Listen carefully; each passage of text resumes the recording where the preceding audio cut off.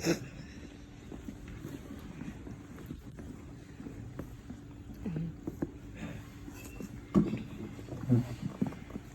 you, Chuck, but last name is pronounced Braha, not Braha. Remember, no bra. My wife says that much better than I do. It was just after Christmas 1999 when I first met Mr. Warten.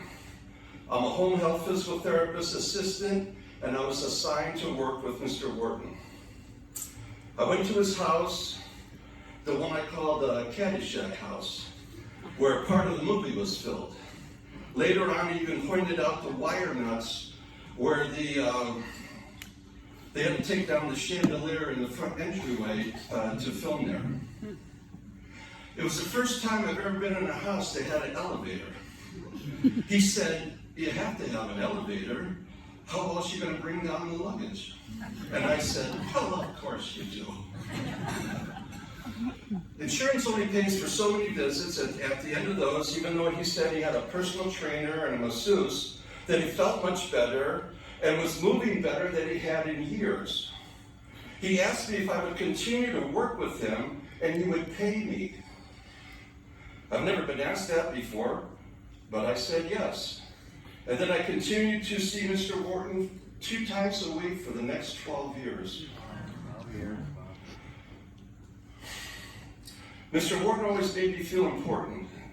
He insisted that I call him Fred. That was hard for me. I had so much, respect for him. I called him Fred, but at home I always referred to him as Mr. Warten. Through the years, I learned what a fascinating and interesting life he led, and he could tell a good joke too. I couldn't believe that once he cleared land and built houses. I think he built a house in the Hamptons. One day he gave me the saw that he said he used to use back then. This thing was like a chainsaw on steroids. It was a big reciprocating saw with like 3 to 4 inch teeth on the blade. I took it home, but I couldn't get it running. I even took it to a shop and they couldn't get it going. When I picked it up, they said it belonged at a Paul Bunyan museum. I never had the nerve to tell Fred that I couldn't get that bad boy running. To me, Fred was always kind and compassionate. He always made a point to ask me how my family was.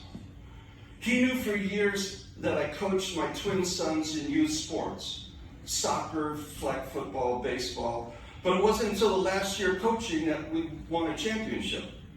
I couldn't wait to tell him, and he was very happy.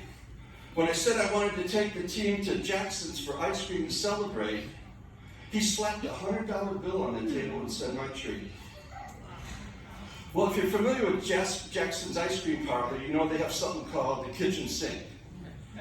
Well, they got something even bigger than that called the punch bowl. So, I was surprised to find out that most of the boys on the team had never been there. Needless to say, it was a great time. These high school boys partied like little kids. Now, when you win, the city gives you first place trophies, and there's usually an extra one. The next time I saw Fred, I brought him a trophy as he was our unofficial sponsor.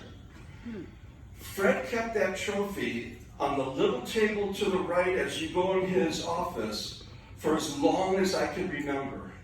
And he had some really cool memorabilia in his office, lots of UPS stuff.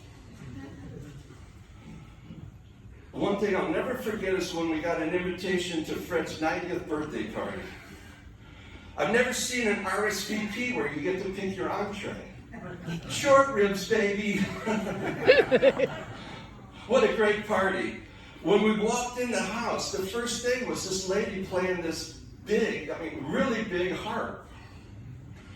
Walking around, mingling, cocktail in hand. They were even serving baby lamb chops. Kind of like tonight, or today. After a delicious meal, they passed the microphone to the birthday boy.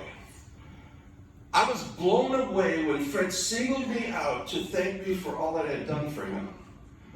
I've heard this before, but now in front of everyone, he said doctors had told him time and time again that he would have been in a wheelchair years ago. No way, not on my watch. I'll never forget the way he made me feel that day. Never. Kind, gracious, generous, generosity. I'm reminded every day when I wake up in a bed Fred gave me from his home in Lighthouse Point. And next to it are matching nightstands, night dressers, they're so big. I wrote this on a glass-top modern desk he also gave me. And hopefully the sun's out tomorrow, so I can go out back at home poolside and chill on Tropitone patio furniture that Fred, you got it, gave me. He said they were from his house in the Hamptons where he and his neighbor, Sir Paul McCartney, hung out sometimes together. I know I thanked Fred in person many, many times, but you always wish you could do it one more time. So if you're listening, thank you, Fred. Thank you for everything.